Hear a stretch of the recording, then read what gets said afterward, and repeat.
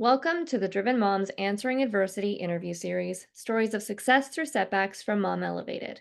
Together, we can shine a light on how normal challenges and struggles are, along with how we can overcome and rise above them. And today we have Lola to share her story with us. I'm so excited. So, Lola, if you don't mind, would you go ahead and get us started by sharing a little bit about your story? Yeah, so my name's Lola McLean. I'm a family nurse practitioner and functional gut health coach. And I am very excited to kind of talk a little bit more about mom entrepreneurship, right? And kind of like how all of that has come about for me and like what you see in your work with mom entrepreneurs. I can never put mompreneur together. Ridiculous. Like that is a hard thing to spit out, but yeah. It is. I agree. I actually it's funny because I say mompreneur, but then I have a group that I go to locally that says Mhm. momtrepreneur, and I'm like, I Mm. that's even harder. I don't why would you overcomplicate it more? Um, Yeah. but yeah, no, I love that. What got you started in all of that? Yeah, so basically, my daughter was the big push for me kind of branching outside of conventional medicine, right? So prior to her being born, I had been a primary care provider for 3 or 4 years at that point, and prior to that, an operating room nurse, had always been passionate about health and wellness. And then, kind of behind the scenes had been struggling with some of my own health issues, mainly related to digestion and then also anxiety. And when she was born, it was right at the start of the pandemic, right? So there was that going on, new mom, first child, a whole shift in how conventional care was viewed, how medicine was viewed, like relationships with patients, and then adding the stress of that new mom too. I just kind of had a huge flare up in my digestive systems, my anxiety, all of that. And so I reached out to my provider, and she was very much like, oh, yep, typical IBS or irritable bowel syndrome. You're a new mom. This makes a lot of sense. Like, we've got a lot of stress on you. You're just anxious. Like, here's a medication for that. Work on some self-care. You'll be fine. And I gave that a little bit of a college try, not really though, just because I knew that wasn't the answer for me, right? I was like, I've seen this go down so many times in my own patients and not a lot of success with this. So went down a rabbit hole for functional medicine, and like all of that was kind of happening over the course of a 2-year period, right?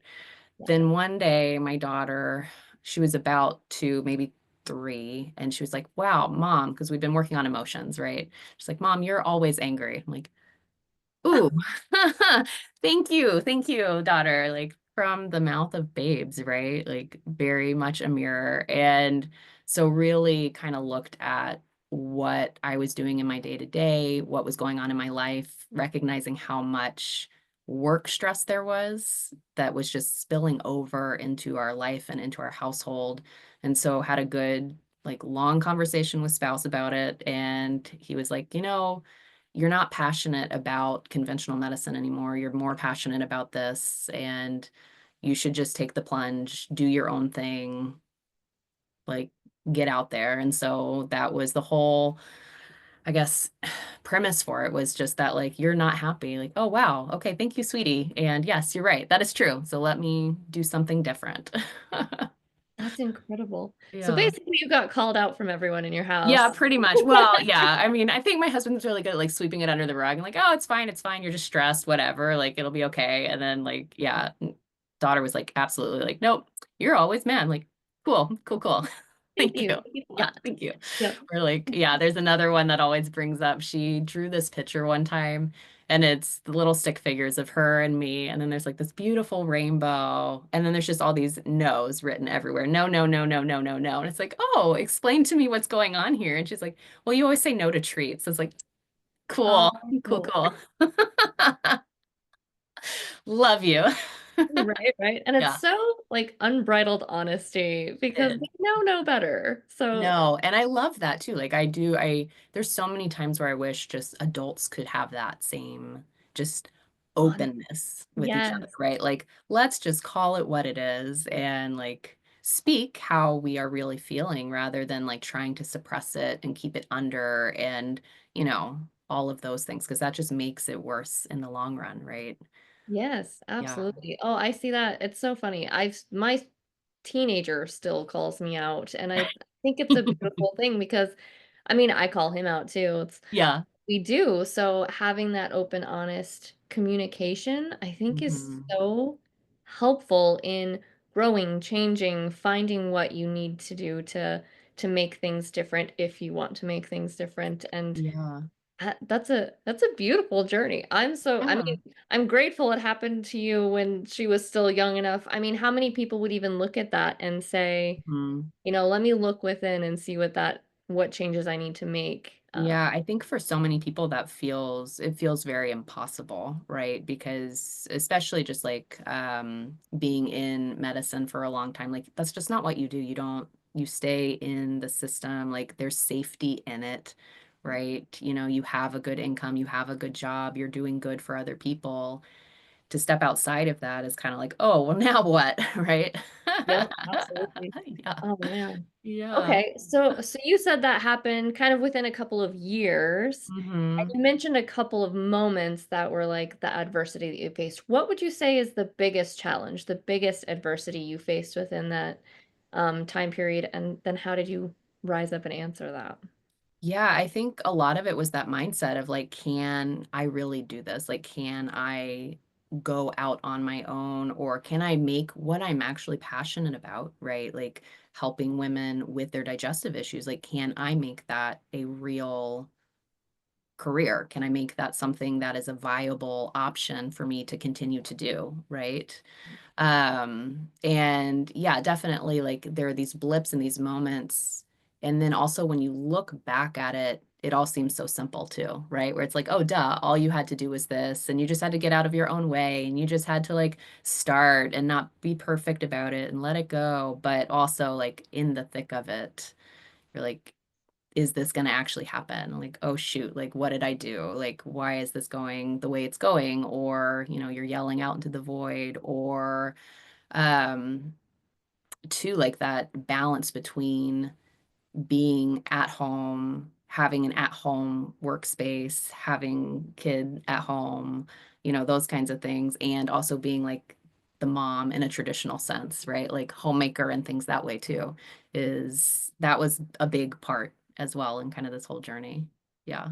Did you start seeing a shift in, pictures or how she was communicating to you to know that the changes you were making were positive? Yeah, definitely. So I think like looking back kind of at it now, there's also for me, it feels like there's a physical difference, right? Like there is a sense of like just like ease and lightness rather than that like heavy kind of like drudgery, right? Of the mundane day-to-day kind of stuff. Um, and I think like now the way that it gets reflected back, because she's 5 now at this point, but the way it gets reflected back is just the like again, that open communication where it's like, "Oh, we have fun in the mornings," or, "Oh, you know, mom is here for me at these points and times," and not stressing about other things, like, there's a presence about stuff rather than just, like, your mind always being elsewhere or being anxious or angry or things that way, right? Yes. Oh, Yeah. that's beautiful. I love to hear that. So then what do you think it is when entrepreneurs hit those moments of this is hard. I don't know about this. This is a big obstacle. What do you think it is about us that keeps us going even when times get tough? Because you could probably easily go back to family practice or Yeah. anything like that. What do you think it is that keeps us going? Yeah, I think that there is definitely something to be said for the mindset of an entrepreneur, right? And especially mom entrepreneurs, mompreneurs, whatever. Where it is that like there are hard things, there are things that we have to overcome. And we know that we can do that, right? Like it might be messy, it might be a little bit hectic, it might be a little bit chaotic, but we can do it. We have that attitude of I will figure it out and it'll get done, right? Versus the, oh no, I can't, or this is impossible. I don't think impossible is a word that a lot of entrepreneurs keep in their vocabulary, right? Yeah, Yeah. absolutely. I Yeah. think that's wonderful. I've never really drawn the connection before, but do you also think that as mom entrepreneurs, because we also deal with whatever comes up with our kids, we figure that out. Do you think that kind Mhm. of translates into the entrepreneurship where we're like, you know what, we figured this side out, we can figure this out. This Yeah, I could be think a there's a competition. lot of definitely a lot of like creative problem solving that you do with kids, right? That then can translate into like the, well, it is what it is and I'm going to get it done and let's just keep moving forward because we see with our children like, hey, when we work through these struggles, even though it's like a little bit of progress at a time, there's still progress. And I think with them it just gets magnified, right? Versus like in a business it's a child itself, right? And so you're still having to work through those struggles. And then at some point you're like, oh, whoa, like, look how far we've come. Look at that shift that happened. Like maybe it happened like 3 weeks ago, or maybe it happened 2 years ago, but look, like there's a huge difference between now and then. Right. Yes. Yeah, Yeah. for sure. Oh, thank you for entertaining that. Yeah. Of course. I love going down rabbit holes. So No, it's so fun. yeah. So I have a question just based on my own experiences that we're going through right now. Yeah. So my middle is the one that kind of taught me that okay, maybe traditional medicine isn't necessarily just the only way. Hmm. Um, she's unique and she leads us down different rabbit holes. And so we're actually doing a metal detox at the moment. We're on like Okay. month 3, but also we haven't changed our diet entirely. Yeah. Yeah. So I feel like we're getting some of the benefits, but obviously not all of the benefits. Would Hmm. it take longer for all of that to like dispel itself from our systems than in that case, since we aren't necessarily making huge diet changes? We have we're making efforts, but still, love all the other Yeah. things. What Yeah. is your take on that?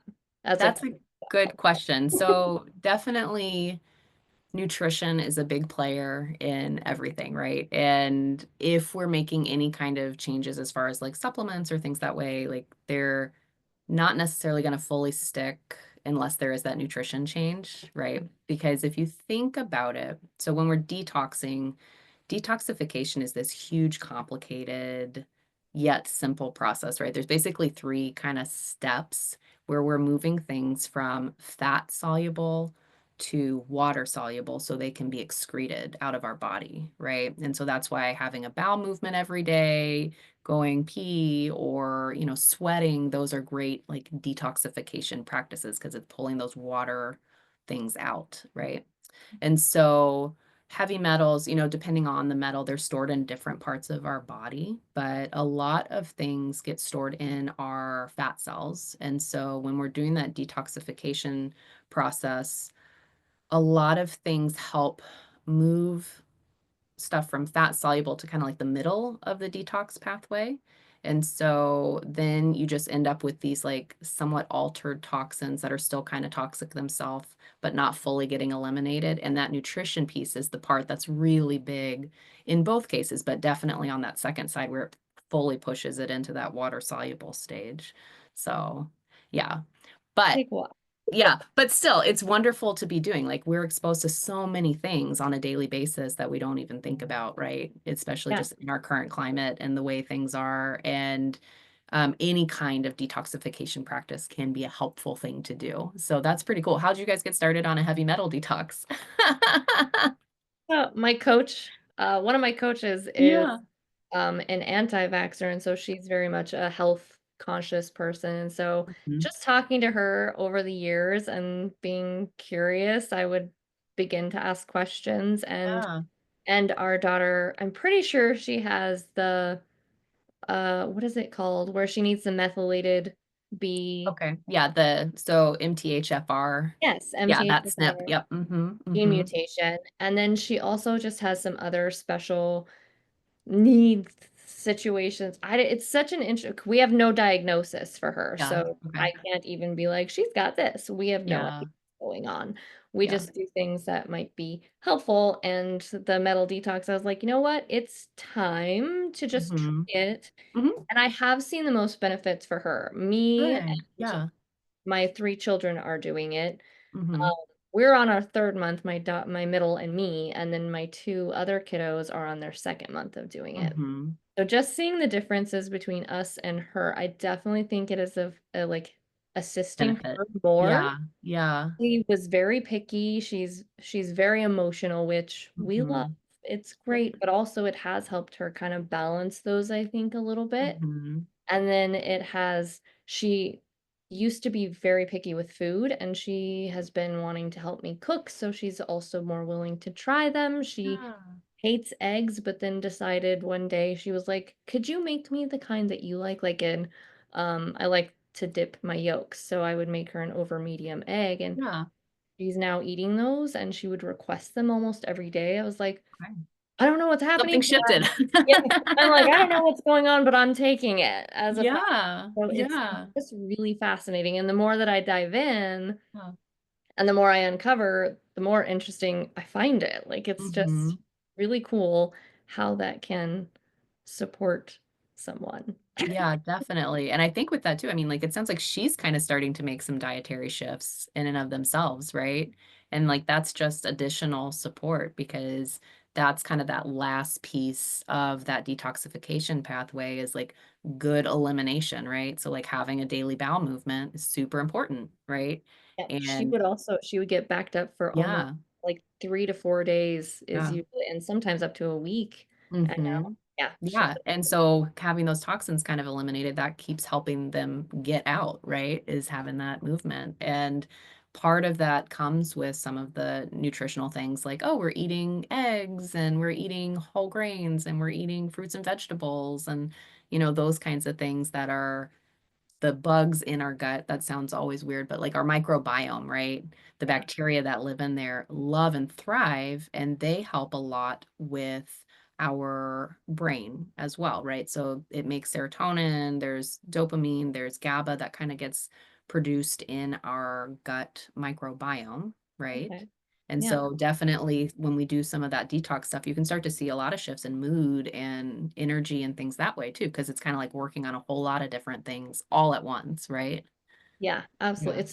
It's so cool. It is so fast. Yeah. And I think one of the biggest things, and I don't know if you agree, I would say is allowing us to go slowly as we learn. Mm. And because Mhm. I'm usually an all or nothing kind of person, I'm like, I'm gonna Mm. dive all into Mhm. this or I'm not gonna, Mhm. but allowing it to be a slow process was new for me, but also it's Mhm. been really great because then they're more receptive as they start to see things. My oldest is prone to migraines, and I think the detox, while he's had a few more while we're on the detox, I think Yeah. it's been positive overall because, again, I think it's just eliminating whatever needed to be eliminated, and it's getting less frequent now, and Mhm.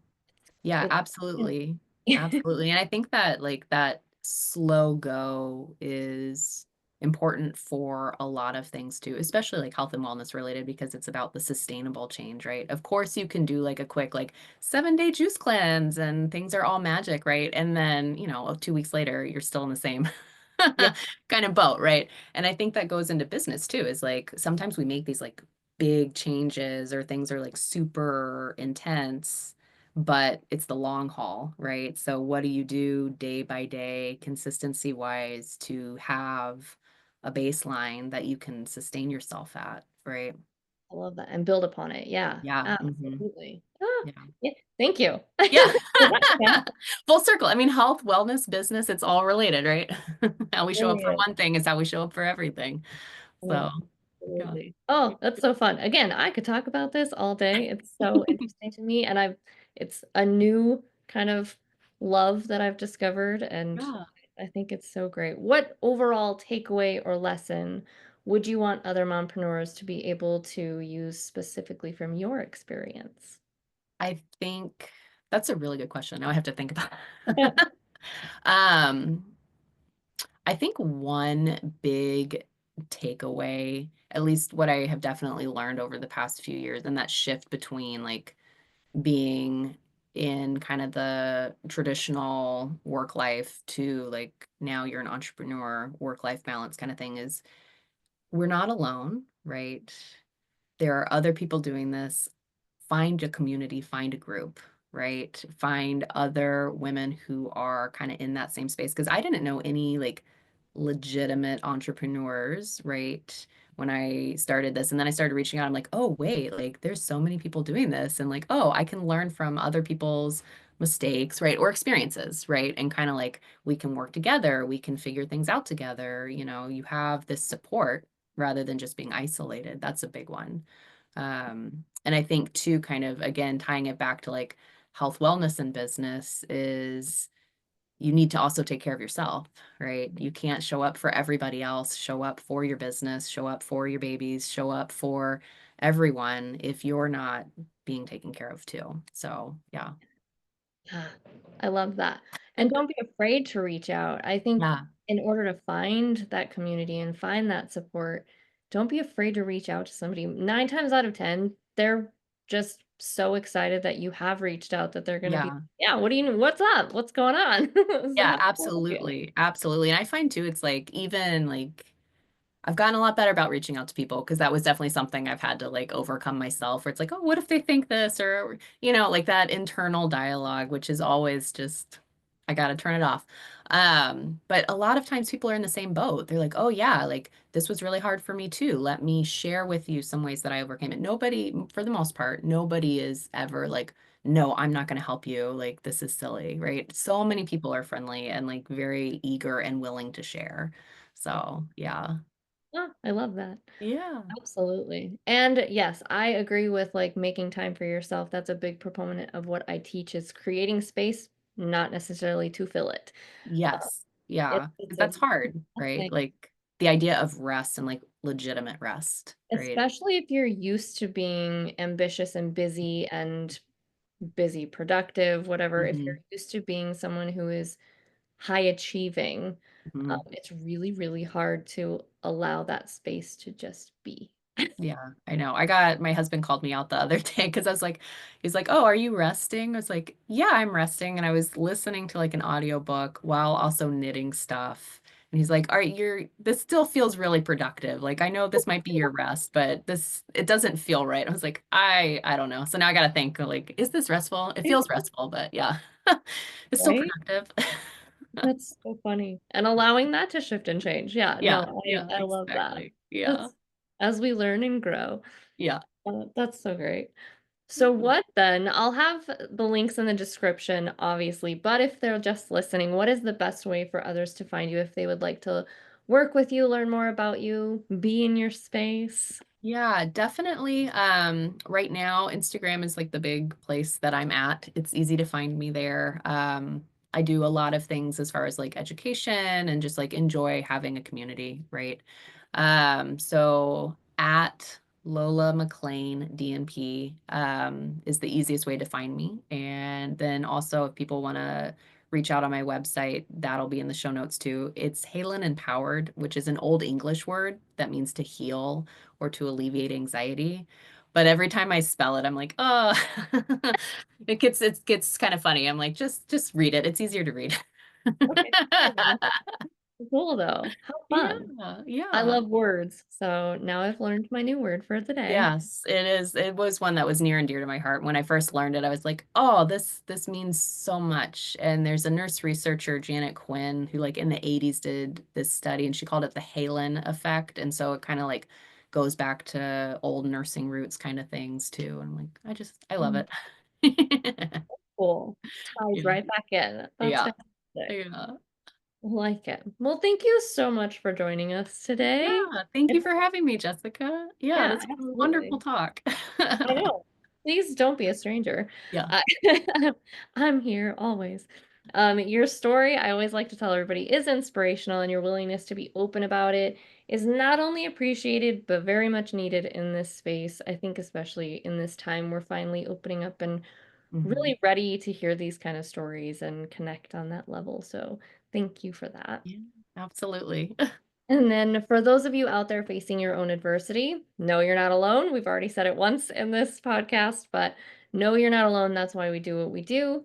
When you need an extra hand or mind for brainstorming during your mompreneur journey, we would love to work with you through the Mama Elevated Society as well, which also has the Gift Yourself Grace program now. So excited. It's a quarterly reflection program. So much fun. And you'll find monthly check ins for goal setting and assessing, and also so much more for both your business and your mom life. And until next time, keep shooting for the stars.